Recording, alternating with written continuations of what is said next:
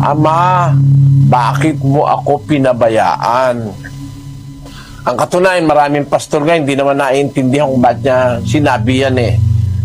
Kasi alam mo kapatid, doon sa pangako ng Diyos mula sa umpisa, pangako niya sa mga taong matutuwid na hindi niya pababayaan ang matuwid. Basahin natin ang 13 ng Hebreo. Ganito ang nakasulat.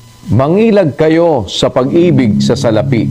Mangagkasya kayo sa inyong tinatangkilik, sapagkat siya rin ang nagsabi, sa anumang paraan ay hindi kita papagkukulangin, sa anumang paraan ni hindi kita pababayaan. Pangako ng Diyos yan eh. Pag ang tao matuwid, hindi niya pagkukulangin, hindi niya papabayaan. Biro mo, tayong mga taong makasalanan, matuwid lang tayo, susunod lang tayo sa Diyos, hindi niya tayo pababayaan. Bakit yung kanya mismong anak, pinabayaan niya? Sabi dun sa daing ni Kristo sa krus, Eli, Eli. Ang ibig sabihin nun, yung salitang Eli ay short ng salitang Elohim, na ang kahulugan sa Hebreo ay Diyos. Sabi niya, Eli, Eli, lama sabachthani. Sa makatwid bagay, yun ang interpretation. Diyos ko, bakit mo ako pinabayaan? Kung mabasa mo yan, lalabas. Yung mga nakarinig kay Kristo nung nakapako siya sa krus, lalo siyang tinutuya. Niligtas niya kayong iba, hindi niya mailigtas sarili niya. Nagpadilat siya ng bulag, hindi niya mailigtas sarili niya. Bumuhay siya ng patay, siya hindi niya mailigtas ang sarili niya. Lalo siyang hinamak. Lumalabas na nga, pinabayaan talaga siya. Ba't siya pinabayaan? Yun ang mahalaga doon. Maintindihan natin, ba't siya pinabayaang mamatay, maparusahan? Bakit? Basahin natin ang katwiran kung ba't siya pinabayaan. Sa 2 Korinto Kapitulo 5, ganito ating mababasa sa 21. Yaong hindi nakakilala ng kasalanan ay kanyang inaring may sala dahil sa atin, upang tayo'y maging sa kanya'y katwiran ng Diyos. Yon. Yaong hindi nakakilala ng kasalanan, si Kristo yon, yung anak. Kanyang inaring may sala.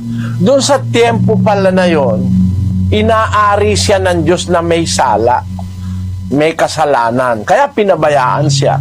Kasi ang pangako ng Diyos pag matuwid ka, hindi kanya pababayaan ba't niya pinabayaan yung kanyang anak na mapatay, mapahirapan? Kasi doon sa oras na yon, siya ay nasa lugar natin. He is representing us, tayong mga tao. Ang nagre-represent sa atin doon sa krus, si Kristo. Na imbis tayo ipako sa krus, siya ang nagpapako para matubos niya ang ating kasalanan. Alam mo kapatid, siguro ang kahulugan ng salitang pantubos.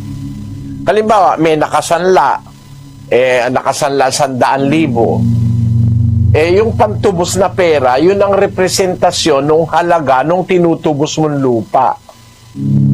Si Kristo, pantubos, siya ang tumubos sa ating kasalanan. Kaya yung dapat nating isaper o tiising parusa, kahihiyan, siya ang tumiis nun, siya ang lumagay sa lugar natin. Kaya ang tawag sa kanya, Redeemer manunubos. Redeemer. Instead of us being in the cross, siya ang kumuha ng ating lugar. At dun sa tiempo na yon, pinabayaan siya ng Ama. Bakit? Hindi niya matutubos ang kasalanan natin kundi siya magsasaper ng parusa at mamamatay Yung kamatayan niya, yun ngayon ang tumubos sa atin. Basahin natin ang 2:14 ng Hebreo. Dahil sa mga anak ay mga may bahagi sa laman at dugo, siya na may gayon ding nakabahagi sa mga ito, upang sa pamamagitan ng kamatayan ay kanyang malipol yaong may paghahari sa kamatayan, sa makatwid ay ang diablo. Upang sa pamamagitan ng kamatayan, madaig niya yung may paghahari sa kamatayan, sa makatwid ay ang diablo.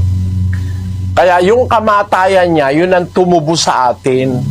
Yun ang nagdala ng ating kaligtasan. Instead of us being put to death because of our sins, the Son of God took our place in the cross. Kaya tama lang na nung oras na yon, pinabayaan siya ng Diyos para matubos niya ang ating kasalanan. Intindihan mo po yon, kapatid?